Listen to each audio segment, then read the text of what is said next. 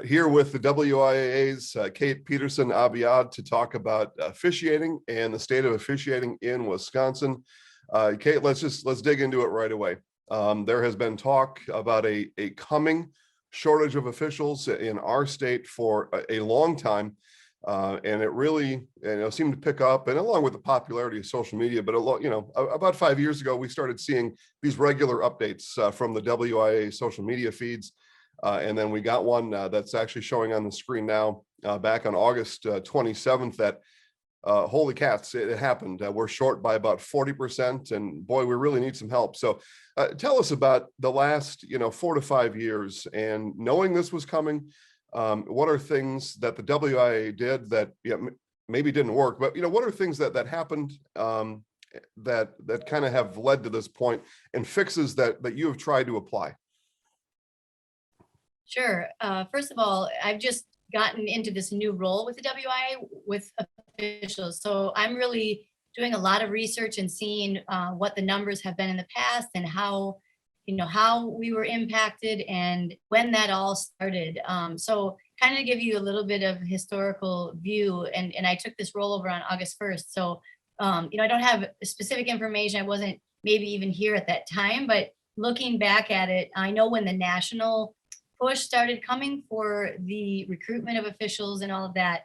So I looked back, and in 2010, there were 9,940 officials registered with the WIAA. And because some officials register in multiple sports, we had over 16,000 registrations from those 9,900 people. We had 16,179 registrations. So then as recently as 2017, which is where I kind of looked back to, we were down at that point to 8823. So we lost about 1,100. And that's when people started talking about pushing, to get new officials, and talking a little bit about aging out of officials, that are officials who had joined, it all kind of joined in the same era, and they were, they're nearing retirement, and those who were retiring were not being replaced as quickly by new and young officials who are just starting in the game. And we need to constantly be replenishing for every official that retires. So from 2017 to 2019, those numbers went from 88 back to 90, almost 9,400. So, you saw, we didn't get back quite to the 99, but we got to, as I said, 9,400 officials. We stayed steady. In 2020, before the pandemic hit, we were at 9,250 for officials. And so we weren't seeing the crisis that some of the other states were already seeing, but we did know that the aging was coming and the retirements were coming and all of that. Well, then the pandemic hit, and we basically said, listen, if this doesn't seem like a year that you should be officiating, or that you've got your concerns about it, we understand, and we're going to keep you where you are, the level you are. If you choose not to license this year, there's going to be no repercussions to that. Because, officials, they can move up the chart each year by officiating a certain number of games and watching the rules video and taking the exam. We just told everybody we were going to hold them steady. Whether they, they could go up a level if they decided, but they weren't going to lose anything by not officiating. We were at 7,818 officials for the 2021 season. So we lost, about 1,400 officials during that time. The question that we were mulling around was how many of them would come back? Would we bounce back? I mean, maybe there were some that were nearing retirement and would say, hey, I didn't miss it that much this year, or what have you, and then decide I'm just going to stay away. I'm not going to relicense. We did know that there would be, some of that happening. I think what we were not prepared for is the fact that, I know that some of those people came back, but we lost additional people. So instead of recovering between 9,250 and 7,800, we dropped dramatically to 6,071 in, from last season to this season. Now, I can tell you that I'm tracking these numbers month by month. And so my first month, August, we just finished that month yesterday. I looked at the numbers from the month of August, and there may be people that are out there that are waiting to see what's going to happen. Are the sports going to go forward as planned? And, do I want to register for the winter indoor sports? That's where a lot of our numbers are down. Or do I want to just wait and see what's going to happen here? So over the course of the last month, we've had 280 additional people register in 425 approximately different registrations. So taking a little bit of a jump, and I'm hoping that if each month we can get another 400 to 500 people come back, that we're not just decided not to register yet, then we can get a little bit of a boost over the next couple of months prior to the start of the winter sports. But has to be a real hard look at what's going on here. And there's been a lot of publicity about, the officials treated when they're working by fans and coaches and athletes and so on. I was actually here last night reading a lot of information about that. And it seems like the officials report that the highest percentage of maybe grief that they get while they're working comes from the fans and what they're calling parents, because they separated those two: parents, fans, coaches, athletes. And they say for the most part, the athletes, they can keep them in check, and that the athletes aren't the ones who get, really crazy with their attitudes and stuff out there. But and the coaches, even, they have some latitude, but short of kicking fans out of the games, which no official wants to do that, there's just not a way to keep that in check for them. So I know that's part of it. It's just the culture out there at these games that is really toxic for the officials. And then, as I said, the retirement is pulling them away. And then, is this something that young kids are being enticed to get into? You hear about fathers who have officiated for years and their daughter or son then decide to license. They've grown up kind of in that life. That I think we see a lot of, but we need some young people to become engaged and decide to take this on as a potential hobby. Seems like the two paths here are retention and recruitment. So we'll talk about those next. And you've talked about it already a little bit, retention. And I think that's maybe where we'll start. And you really hit a lot there, and we'll see if we can kind of divide up a couple of those, because I think they're really good points, and there are solutions out there for retention on a couple of the items that you mentioned. The one to start with is pay. Any thought towards, so the conferences during the regular season, the conferences and the schools are the ones who pay the officials. And of course, in the postseason, the WIAA pays the officials. Any talk or any thought about the WIAA, putting out a guideline or recommendation to schools on pay? And is that a tool for retention? Well, a couple of things I would say that has not been something that has, in my experience, I've been here for 3 years, that has been discussed about putting out a mandate statewide. What you'll find is that in other states, I've talked with their high school associations as well. And what they're saying is that, supply and demand, they've in Kansas, for example, where Western Kansas, there's just, the population is so much, they're paying officials, hundreds of dollars to drive to Western Kansas to officiate a football game, for example. So they have to do that in order to get them to go. The mileage is enormous.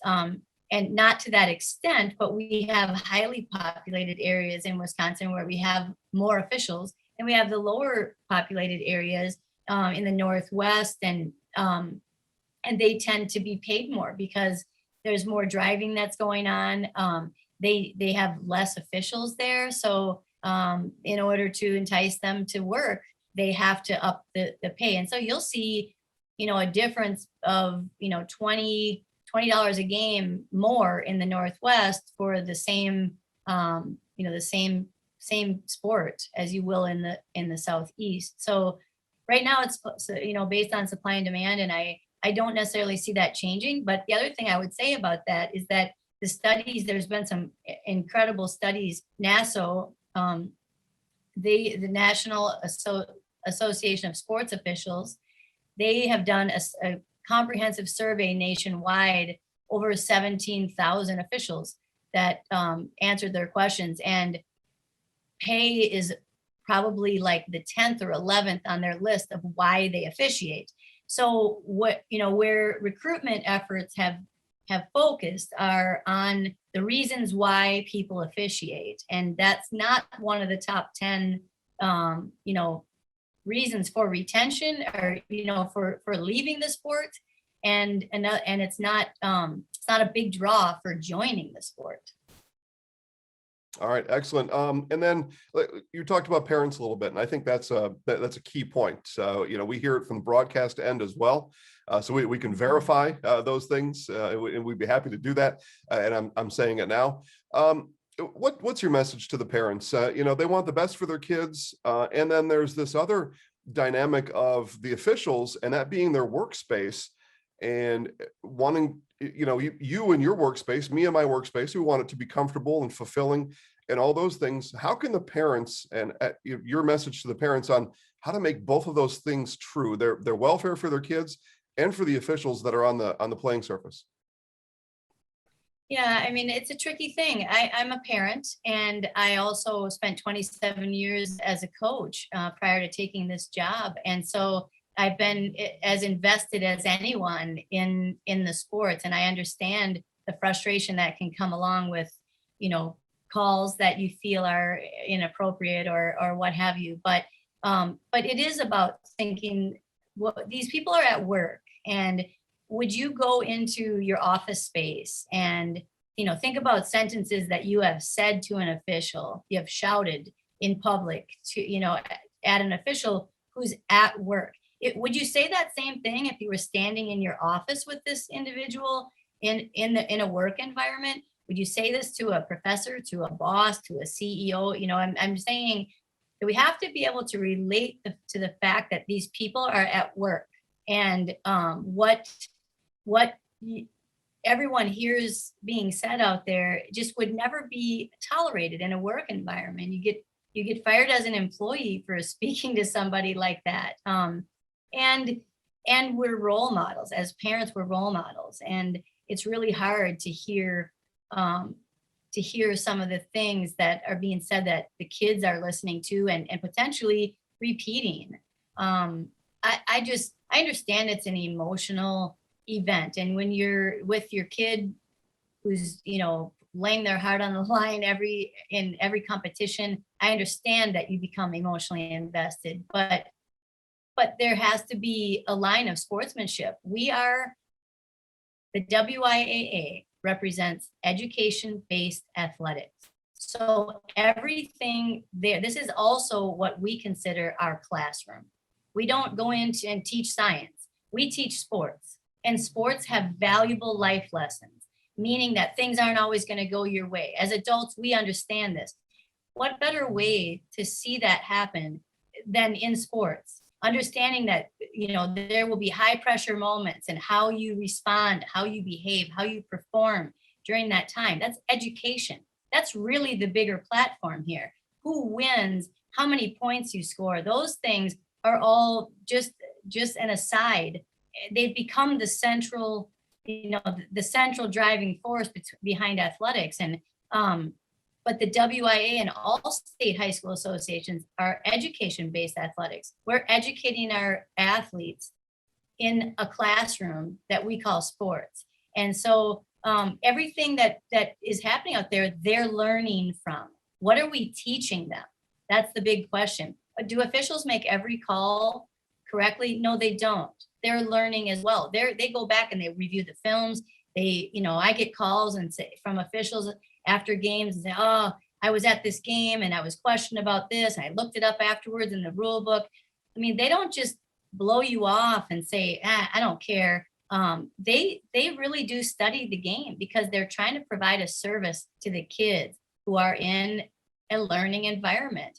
We just need to disrupt that much less than what's happening right now. And I think, it's easier said than done. I don't think a speech, a 2-minute speech here by the WIAA is going to help convert every angry parent into, someone you can't wait to walk in the gym as an official. But I do think you need to think. You need to think and not get caught up in the emotions of it, and understand that even if the call goes against your kids are learning. How do you adjust?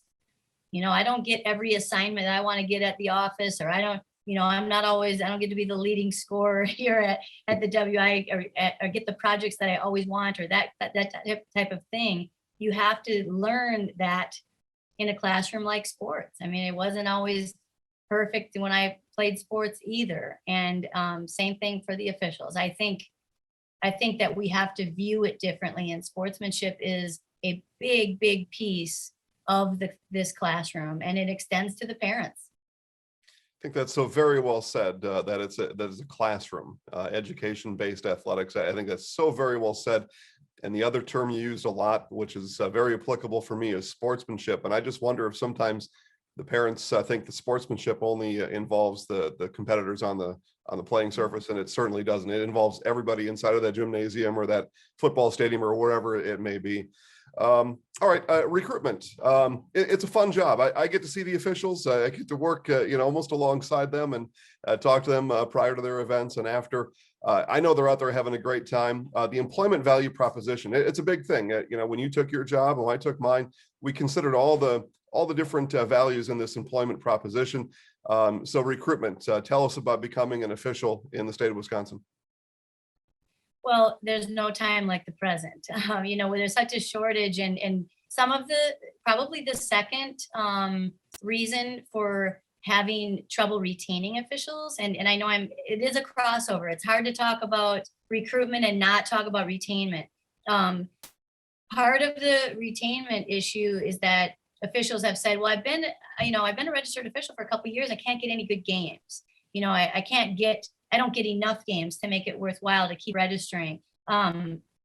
So there has to be things that we do to be able to, hook people up. But I guess what I'm saying in the recruitment process is there are games available now more than ever. So new officials have probably a better window for fast tracking.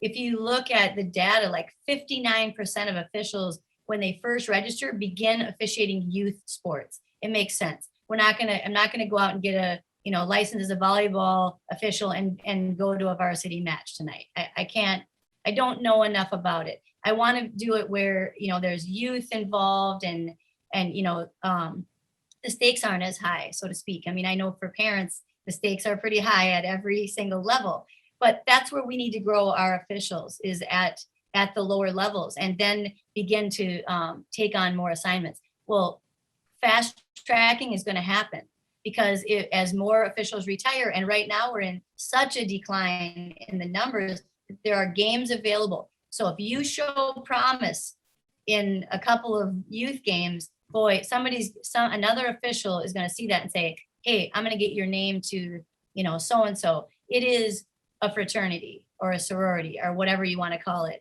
Every official knows every other official, and they know the assigners, and they're constantly looking for names. I mean, I'll get people call me all the time and say, here's a name you need to put on your board for potential, regional, sectionals, state. They know each other. They know of anybody who's up and coming. They've got their eye on people. And so if we can get people out there to start working some youth games, they'll get spotted right away. And we need people, at the JV level, at the freshman level. We need them at the varsity level at this point.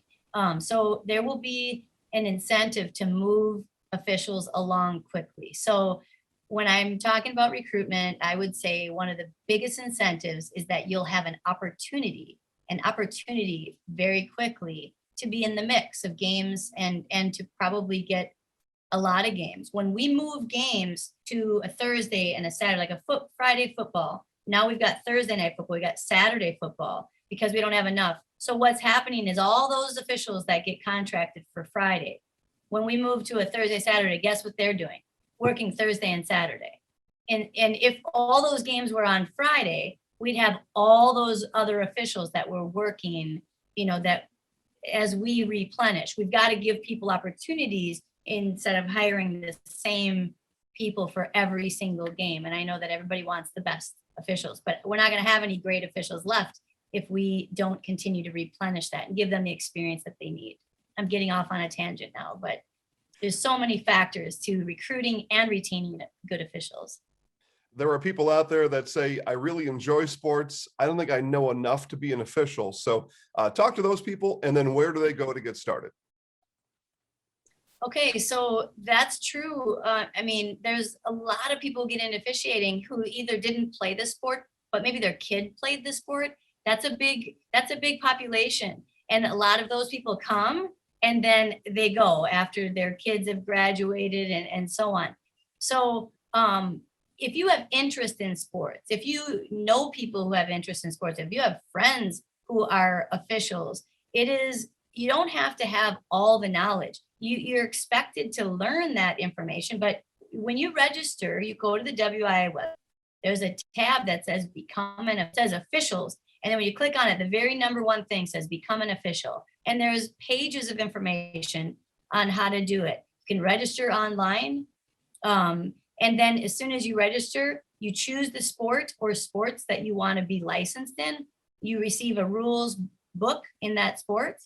And then, which you also can get like an ebook, an app on your phone. You can have the book right there with you on your phone. And then you have to watch the rules video, which we put out each year in each sport. And then you have to take the rules exam, which is a 100 question exam from the NFHS. Now, does that mean you're ready to go out and officiate your first varsity match? No, heavens no. You need to understand all the hand signs and everything else that goes along with officiating, what the rules are. So there are officials associations all over the state. We have a list of those associations on our website. You can find one near you.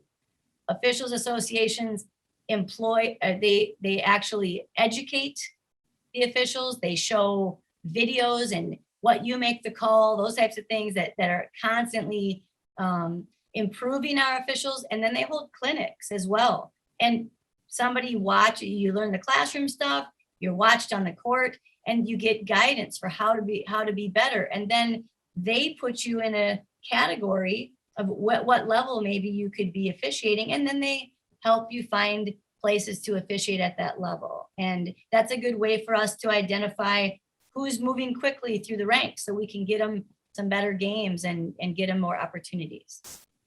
We'll talk on one last topic, and that's about what kind of people can be officials. We see a lot of men officiating. We see some women, depending on the sport. How can more women be involved, and why should they? They should get involved. It's the same thing true, women, minorities, kids if there's anybody out there playing a sport that looks like they need to see people like you. Girls playing basketball, playing softball, playing, volleyball, they need to see that women can officiate as well.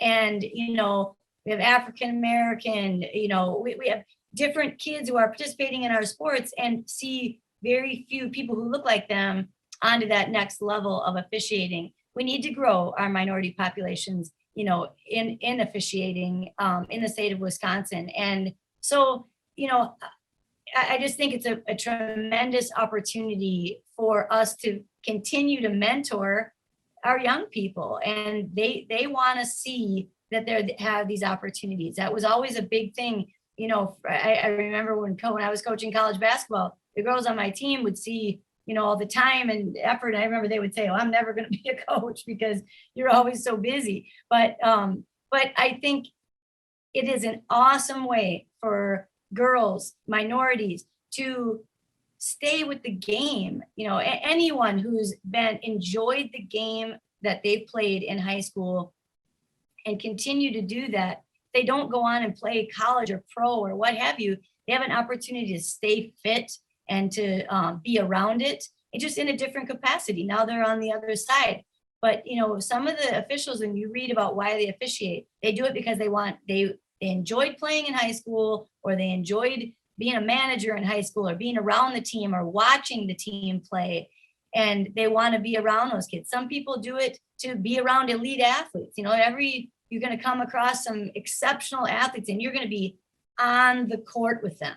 It's a pretty cool thing. You turn on the TV now, and you can see Wisconsin high school kids in the Olympics. We've got guys that, Rice Lake kid who was, running in our state track and field meet, and all of a sudden he's an Olympian. We've got our marathoner who ends up, winning silver in her third marathon. These kids are the people you would be officiating. And then it gives meaning to those games. You look on TV, you see them, excelling further on in their athletic career. And you played a part of that. Officials, we can't do it without officials. We can't have games. I read a quote last night that said, without officials, it's just recess. We need people to put some parameters on this game and make it, an exceptionally competitive arena. And it's what officials do for us. So remaining a part of the game. So who we're targeting, who can be an official? We're targeting former athletes. We're targeting, we're asking high schools to create curriculum. We've got probably 12 high schools in the state who actually offer an officiating class. Okay, then we need to be able to follow up with those kids as they graduate and try to get them to sign up again. They sign up as a high school student, it's free. The rule books are free. You sign up, we send it to you. You pay nothing. You start to learn how to officiate, you start helping in the youth league, and then we want you to come back and officiate again. Who else? First responders have been targeted as potentially great officials. Former military or current military.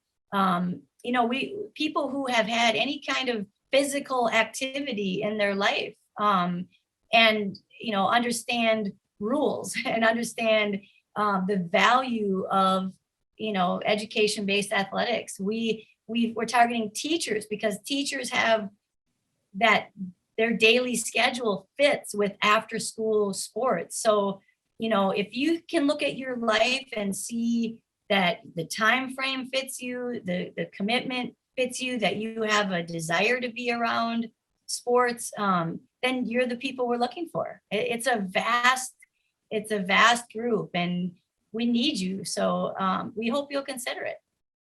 Kate Peterson-Abiad, thank you so much for the time.